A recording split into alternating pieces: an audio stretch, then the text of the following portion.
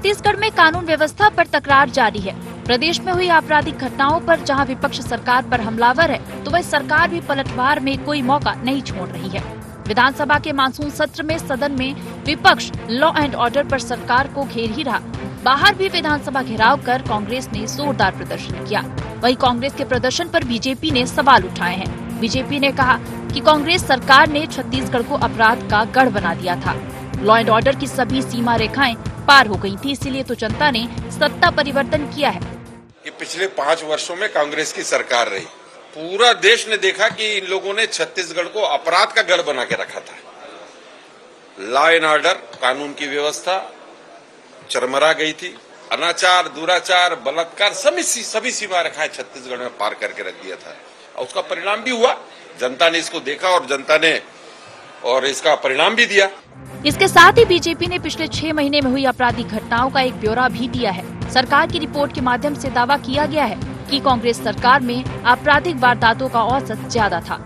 इस रिपोर्ट के बाद कांग्रेस ने पलटवार किया है। कांग्रेस का कहना है कि भाजपा आंकड़ों की बाजीगरी में अपनी नाकामी छिपाने की कोशिश कर रही। कहीं न कहीं सरकार बुरी तरह से डरी हुई है और हम कांग्रेस कार्यकर्ताओं को रोकने के लिए सरकार कोई कमी कसर नहीं छोड़ी, लेकिन फिर भी हम डरने वाले नहीं है।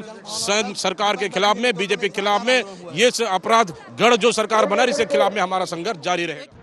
कानून व्यवस्था पर सियासी संग्राम प्रदेश में छिड़ा हुआ है। इसे लेकर कांग्रेस सड़क से सदन तक आवाज बुलंद करने में लगी हुई है। निकाय चुनाव नजदीक है, ऐसे में कांग्रेस इसे साधने की भी कवायद में है।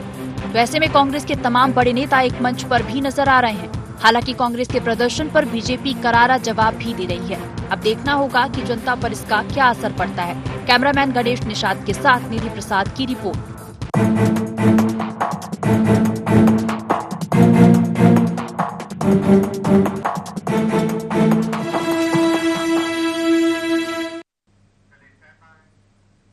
नमस्कार, गुहार छत्तीसगढ़ देख रहे हैं आप और मैं हूं आपके साथ दिव्या तिवारी। छत्तीसगढ़ में कानून व्यवस्था के मुद्दे पर विपक्ष हमलावर है। सदन से लेकर सड़क तक कांग्रेस लड़ाई लड़ते नजर आ रही है और सदन में जहां विपक्ष सरकार पर जमकर हमलावर है, तो वही सड़क में उतरकर कांग्रेस पार्टी जमकर विरोध दर्ज करवा रही है।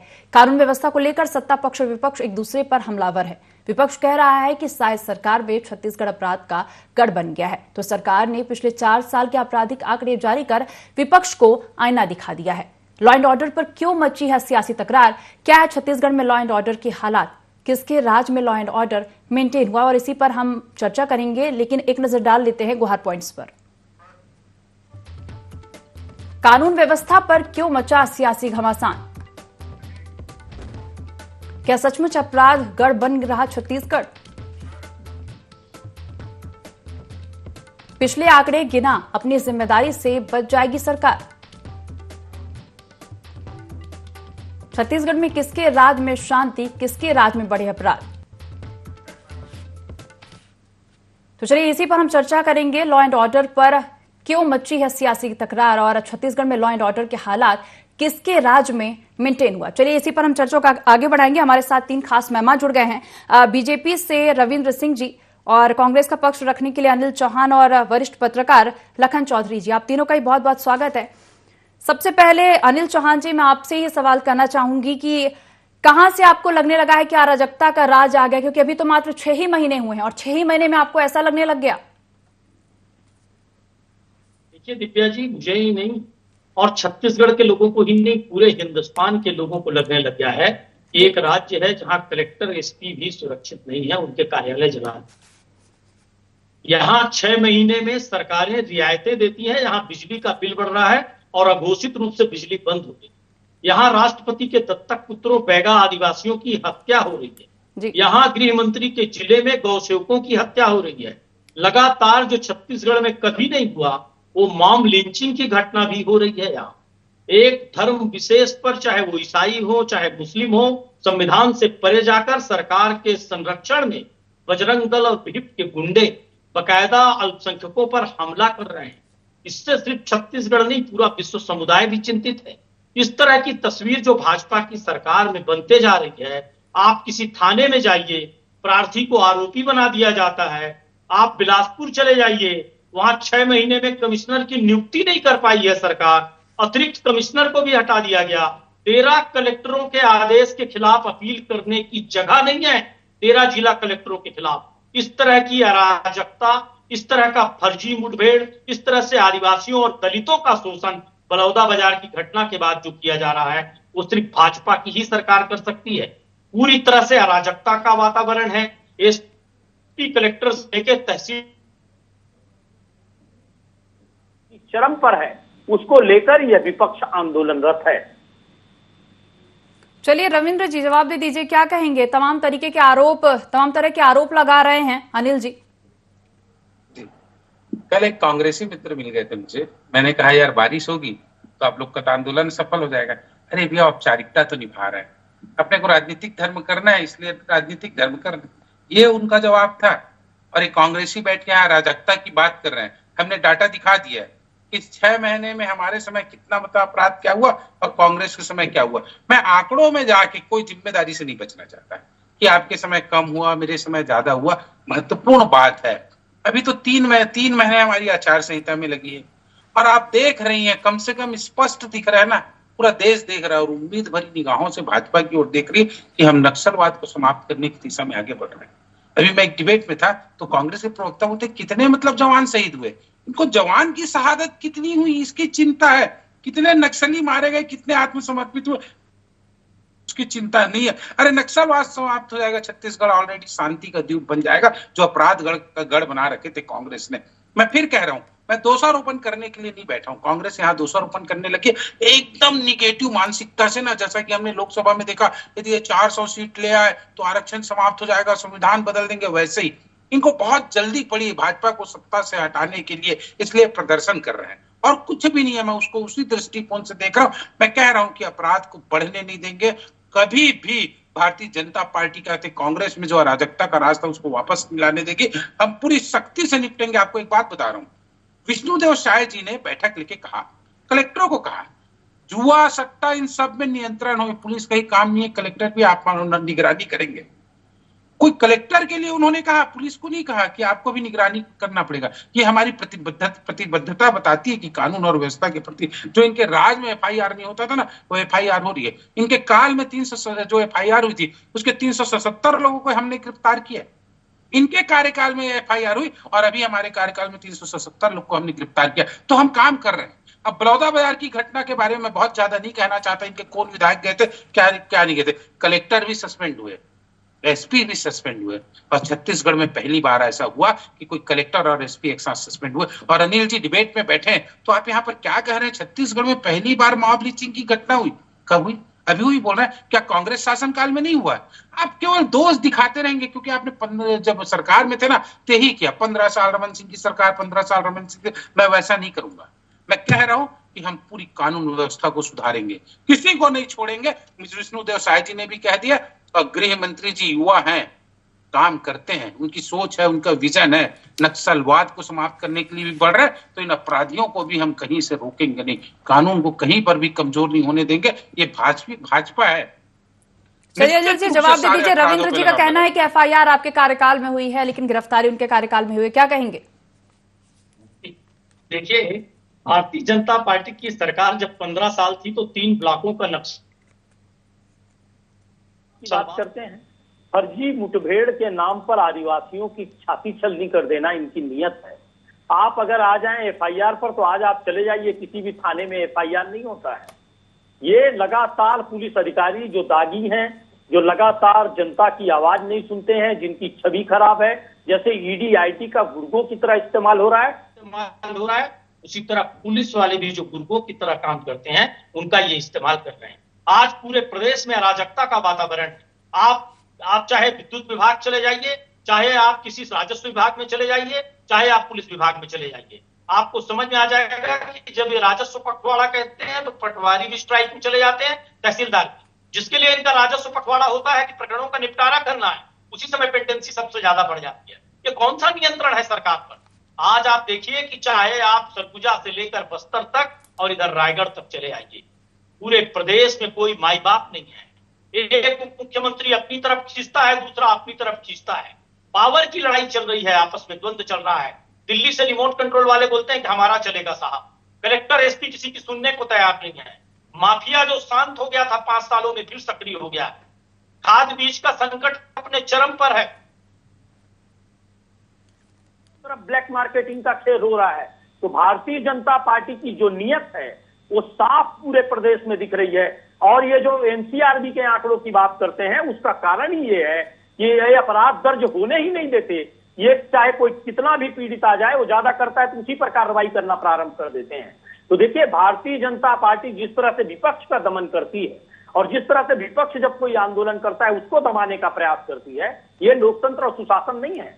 आप जनता के बीच जाकर बोले थे कि सुशासन आएगा, चाकूबाजी नहीं होगी, हत्या नहीं होगी, बलात्कार नहीं होगा, लेकिन लगातार ऐसी घटनाएं बढ़ रही हैं। गृह मंत्री के जिले में, बिलासपुर में, रायपुर में आए दिन चाकूबाजी हो रही है। पुलिस अधिकारियों के संरक्षण में अपराधी फल फूल रहे हैं और एक शरीफ आदमी थानों में घुसने से डर रहा है। ये भारतीय जनता पार्टी का असली चरित्र है। और दिव्या जी, बहुत स्पष्ट कर दूं, भारतीय जनता पार्टी के नेताओं से अगर कोई पीड़ित मिलता है कि साहब थाने चलो, तहसील चलो, हमारा ये काम है, तो नेता खुद ही कहते हैं साहब हमारा भी नहीं चल रहा है, हमको मत ले जाओ और किसी को बुला लो। ये मैं नहीं कह रहा हूं, भारतीय जनता पार्टी के नेताओं ने भी ऑफ स्क्रीन कई बार हमको कहा है साहब आप लोग तो धड़ल्ले से बात रख सकते हो, हमको तो भी आ जाती है। ये कौन सा लोकतंत्र है? ये किस तरह की तानाशाही है? आज छत्तीसगढ़ में जो वातावरण है ऐसा कभी नहीं था। ये कौन सा सुशासन है जिसमें जनता पीड़ित है, माफिया मौज कर रहा है और भारतीय जनता पार्टी के प्रवक्ता आकर बड़ी बड़ी बात करते हैं टीवी चैनलों पर। रविंद्र सिंह जी हमारे भाई है, मैं उनका सम्मान करता हूं, उनकी दल के प्रति प्रतिबद्धता को भी समझता हूं, लेकिन वो भी दिल से जानते होंगे कि कैसा कुशासन चल रहा है कि शायद ये भी थाने और तहसील में घुसने से डरते होंगे। ये पूरे प्रदेश का परिदृश्य है दिव्या जी जो मैं आपके सामने रख रहा हूं। आम जनता से पूछिए कि 6 महीने में कितनी त्रस्त और परेशान हो चुकी है। आप बड़ौदा बाजार की घटना में शासन पूरी तरह फेल हो गया तकनीकी रूप से, उसको इनपुट नहीं मिला कि कैसे वहां पेट्रोल पंप और बाकी चीजें आ गई। और उसके बाद फेलियर के बाद इन्होंने क्या किया, सतनामी समाज के लोगों का दमन चालू कर दिया, विपक्ष का दमन चालू कर दिया। ये कौन सा लोकतंत्र है? ये कौन सा कानून है? कोई ईसाई या मुसलमान हो जाए उसका दमन कर दो, ये कौन सा कानून है? और हमको हिंदू विरोधी ठहरा दो, ये कौन सी दूषित राजनीति है? चलिए अनिल जी, लखन जी से प्रतिक्रिया ले लेते हैं, क्या कहना है उनका इस विषय पर, क्योंकि लखन जी अभी अनिल जी का सुना आपने, उनका कहना है कि अराजकता का राज जो है वो है छत्तीसगढ़ में, और क्या उस तरह हालात हैं जिस तरह कांग्रेस प्रसारित कर रही है? देखिए, कहना जो है बहुत आसान होता है, लेकिन मुझे लगता है कि दोनों प्रवक्ताओं की या दोनों पार्टियों की, हम प्रवक्ताओं को छोड़कर यदि दोनों पार्टियों की बात करें या दोनों पार्टियों की बातों को सुने तो लगता है कि कांग्रेस जो बोल रही है वो पूरी तरह से सच है और सच्चाई है उसमें। लेकिन जब हम दूसरी तरफ भाजपा की भी जब बात सुनते हैं तो उसमें भी सच्चाई लगता है। और जनता जो है देखिए इतना भ्रमित है, इतना कंफ्यूज है कि आखिर सच्चाई क्या है ये समझने में आज आम आदमी बेहद जो है परेशान हो गया है इस सियासी लड़ाई में कि आखिर कौन सी पार्टी सच कर रही है और कौन सी पार्टी झूठ कर रही है, आम आदमी समझ नहीं पा रहा है। देखिए, घटनाएं पहले भी होती थी, कांग्रेस के समय में भी हुई है, आज भी घटनाएं जारी है। तो कहने का मतलब यह है कि मुझे लगता है कि इस तरह की सियासी लड़ाइयों से होता कुछ नहीं है, जनता को कुछ खास फायदा नहीं होता। और वही चीजें पहले भी अपराध होते थे, आज भी अपराध हो रहे हैं। बलौदा बाजार की जो घटना हुई है वो बहुत बड़ी घटना है और भाजपा केवल जो है ये कह के नहीं बच सकती थी कि कांग्रेस के शासनकाल में बड़ी बड़ी घटनाएं होती थी और हमने जो है जिलाधीश और जो है पुलिस अधीक्षक को निलंबित कर दिया है। देखिए, आप जब सत्ता में आते हैं और आप एक अलग तरह की सत्ता, एक सुशासन देने का जब वादा करके आते हैं तो आपकी जिम्मेवारी बढ़ती है। और पिछले सरकार से मुझे लगता है कि ये जो तुलना करके बच निकलने का जो एक प्रयास होता है राजनीति में, इससे बड़ी जो है विडंबना कहें या गलत चीज कोई नहीं हो सकती कि आप जब विपक्ष में रहते हैं तो तमाम तरह के आरोप लगाते हैं सत्ता पक्ष पर, और जब आपको सत्ता मिल जाती है तो आप जो है तमाम चीजों को लेकर बचने का प्रयास करते हैं और आरोप गढ़ते हैं विपक्ष पर। तो देखिए, इस तरह की राजनीति से देश का या जनता का कुछ भला होना नहीं है। अपराध हो रहे हैं, निश्चित तौर पर घटनाएं हो रही हैं, भ्रष्टाचार कहीं से रुका नहीं है। और जो चीजें होनी चाहिए, भाई अक्सर भाजपा कहती है कि हमको जनता ने चुना है, तो जनता ने आपको सुशासन के लिए चुना है, अच्छी सरकार के लिए चुना है, भ्रष्टाचार रोकने के लिए चुना है। तो इन सब चीजों पर लगाम लगाना आपकी जिम्मेवारी है और आपको इसकी जिम्मेवारी लेनी चाहिए। सत्ता आपको जब मिली है तो केवल ये नहीं कि जनता हमको जिता रही इसलिए इसका मतलब ये नहीं कि हम जो भी कर रहे हैं सब सही कर रहे हैं। तो ऐसा नहीं है। मुझे लगता है कि भाजपा की इस समय अधिक जिम्मेवारी है और विपक्ष में है कांग्रेस। कांग्रेस तो आंदोलन करेगी, हल्ला बोल करेगी, क्योंकि भाजपा ने भी यही किया है। जब पिछले 5 साल कांग्रेस की सरकार थी तो भाजपा ने क्या नहीं किया है क्या? तो विपक्ष का काम है आवाज उठाना, हल्ला करना, हल्ला बोल करना, शासन के सामने जो है मुद्दे रखना। लेकिन सरकार की यह जिम्मेवारी होती है कि सरकार इन मुद्दों को लेकर गंभीरता से डिबेट करे और इन चीजों को समाधान की दिशा में ले जाने के लिए काम करे, आश्वासन दे विपक्ष को, जनता को। तो वो मुझे लगता है कि आरोप प्रत्यारोप और तर्क वितर्क के अलावा कुछ नहीं हो रहा है। सरकार को चाहिए कि इन सब चीजों को आश्वासन के बजाय भरोसा दिलाए और काम करे और जनता को जो है इसका भरोसा होना चाहिए। श्री लखन जी, तो देखा जाए कानून व्यवस्था को लेकर सत्ता पक्ष विपक्ष एक दूसरे पर हमलावर है और हालांकि राजनीति से कुछ भला नहीं होना है। चलिए, मेरा अगला सवाल रविंद्र जी आपसे ही है। अभी हाल ही में आपने सुना लखन जी को, लखन जी का भी यही कहना था कि जनता ने सुशासन के लिए चुना है, जिम्मेदारी बनती है आपकी। और मैं भी ये कहना चाहूंगी कि कांग्रेस प्रदेश नहीं चला पाई, इसीलिए सरकार आपको मिली, लेकिन आप तुलना कर रहे हैं। नहीं, मैंने पहले कहा, अपने डिबेट में कहा कि कांग्रेस सरकार में क्या हुआ उसकी मैं तुलना नहीं करूंगा। आप मुझे बताइए, मैंने गिनाया क्या 21-22 में क्या हुआ, 22-23 में क्या हुआ? नहीं, लेकिन ये आंकड़े अभी हाल ही में जारी हुए हैं। पार्टी की अगर बात की जाए तो पार्टी ने हाल ही में बिल्कुल उनको आईना भी दिखाना जरूरी था। वो हमारे ऊपर 6 महीने में हमलावर हो रहे हैं, 3 महीना तो आचार संहिता में निकल गया। और लखन चौधरी जी ने बिल्कुल कहा कि जनता जिताई है, हम क्या कहते हैं अपनी जिम्मेदारी से नहीं भाग रहे। हम ये नहीं कहेंगे जनता ने हमको जिता दिया, कांग्रेस को नकार दिया। पूरी जिम्मेदारी जो होगी हम निभाएंगे। मैं बिल्कुल नहीं गिना रहा हूं ना, अभी भी मैं गिनाने बैठूं कि कोई सब इंस्पेक्टर छात्रावास में घुस के मार देता था, एक ब्लॉक कांग्रेस का अध्यक्ष कर देता था, बृहस्पति सिंह थप्पड़ मारते थे। मैं नहीं गिना रहा हूं कांग्रेस के कार्यकर्ता, ये बहुत गिना रहे थे अनिल जी। क्या गिना रहे थे? रिश्वतखोरी बढ़ गई, खाद बीज का संकट हो गया। ये को खुद होश नहीं है कि आज हम कानून व्यवस्था पर बात करने के लिए बैठे। ये तो सरकार को अभी से 7 महीने में सफल साबित कर दिए। कहाँ गिना रहे थे बताइए आप? खाद का बीज का संकट हो गया, वहां रिश्वतखोरी हो रहा है, तहसील में हो रहा है। अरे भैया, कानून व्यवस्था पे चर्चा कर रहे हैं तो उस पर बात कर लीजिए। हम 2 प्रकार से काम कर रहे हैं ना। हम पूरे नक्सलवाद को समापन करने में लग रहे हैं और जनता की सुरक्षा में। जगह जगह हम सीसीटीवी लगा रहे हैं। आप देखिए, बजट में हमने पूरे प्रदेश में सीसीटीवी लगाने का एक नया प्रयोग किया। ड्रोन से जहां हो सकता है निगरानी कर ही रहे। आप नक्सलवाद क्षेत्र में करिए। मुख्यमंत्री जी ने पहले ही कह दिया, कलेक्टर को जिम्मेदार ठहराया भाई, यदि कहीं सट्टा जुआ शराब होता है तो आप भी जिम्मेदार हो, नॉट ओनली पुलिस प्रशासन। तो तमाम प्रकार की जो सकारात्मक चीजें हम करेंगे। ये नक्सल वाले मामले में क्या बोले अभी आपके कांग्रेस के प्रवक्ता? फर्जी मुठभेड़ है, फर्जी मुठभेड़। क्या फर्जी? जहां हम काम करेंगे ये नकारात्मक राजनीति करेंगे, जनता का मनोबल को तोड़ेंगे, सेना के और जवानों के मनोबल को तोड़ेंगे। फर्जी फर्जी, ये पीडिया की बात कर रहे थे कि फर्जी फर्जी नक्सल घटनाएं हुई है। कांग्रेस के प्रवक्ता लोग कह रहे थे। आपको बताऊं, जितने 11 मारे गए सबके ऊपर FIR हुई तो कांग्रेस के शासनकाल में हुई। मतलब कांग्रेस FIR करती है नक्सली है, और हमारे कार्यकाल में मारे जाते हैं तो बोलते हैं वो आम नागरिक थे। तो इनका दोहरा चरित्र जो है ना, इसीलिए मैं कहता हूं कि राजनीति विपक्ष करे, बिल्कुल करे, लेकिन सकारात्मक करे, नकारात्मक न करे। और कांग्रेस तो पूरी तरह नकारात्मक हो चुकी है, सच्चाई को स्वीकार करती नहीं, कार्य करना नहीं है, केवल आरोप लगाना है। ये लोकतंत्र की हत्या की बात कर रहे थे, आज इनके ऊपर क्या कहते हैं, हमने रोकने का कोशिश किया। क्या हम विपक्ष में थे तब कांग्रेस ने हमको जाने दिया?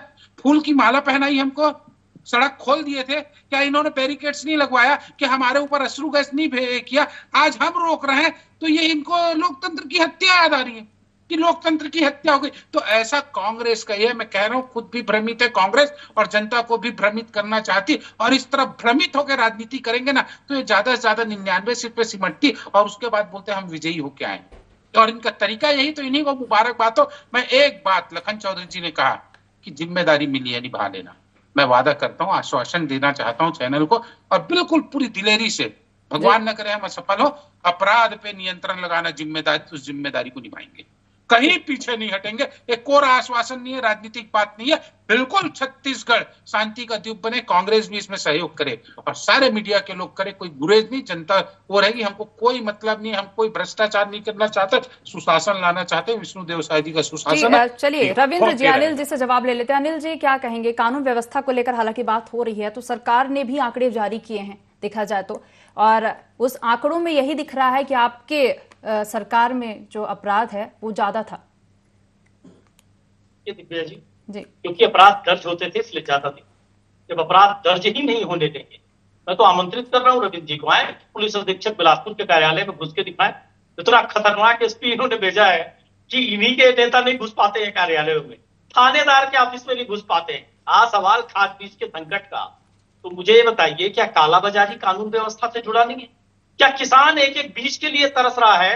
उसको रविंद्र जी अपना बहुत बड़ा पारितोषिक या अपनी बहुत बड़ी सफलता बताना चाहते हैं कि मैं उसको ना कहूं? गर्भाशय कांड ये करते हैं, खोड़वा कांड ये करते हैं, झलिया माली के आश्रम में छोटी छोटी बच्चियों की इज्जत ये लूटते हैं, चंद सिक्कों के लिए हमारी बहनों के गर्भाशय ये बेच देते हैं, और ये हमको बता रहे हैं कि शुचिता का पाठ क्या है। आज आप देखिए पूरे छत्तीसगढ़ में, मैंने एक बड़ा उदाहरण आपको दे दिया, 13 जिलों के कलेक्टर के गलत निर्णय पर जनता को, आम लोगों को, फरियादियों को आपत्ति करने के लिए कमिश्नर नहीं है। ये कभी छत्तीसगढ़ के इतिहास में नहीं हुआ। आज खाली है उपद, कोई सुनने को तैयार नहीं है।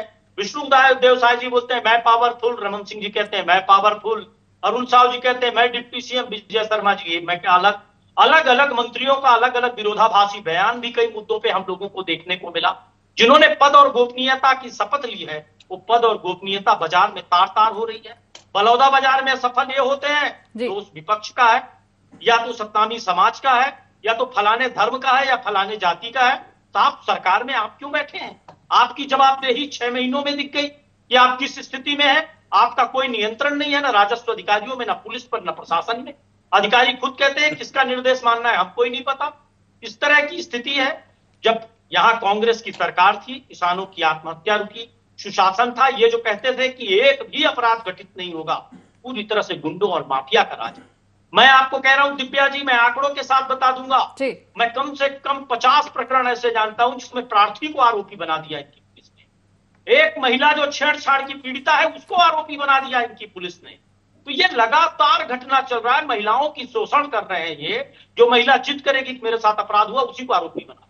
चलिए रविंद्र जी से जवाब ले लेते हैं। उदाहरण प्रस्तुत कर सकता हूं। अनिल जी, और इनके नेता लाचार और विवश रहते हैं। इसे लेकर रविंद्र जी का क्या कहना है, जान लेते हैं। इसके लिए जनता ने सरकार मैं इसलिए रोक रहा था इनको जी। कि कह रहे थे विष्णुदेव साय जी का अलग वो चल रहा है, क्या कहते हैं, अरुण साव जी का अलग चल रहा है। हमारे यहाँ कोई सत्ता का बंटवारा नहीं है भैया, कोई पावर का नहीं है। आपके यहाँ तो क्लियर कट था, 2.5 साल इसका 2.5 साल उसका।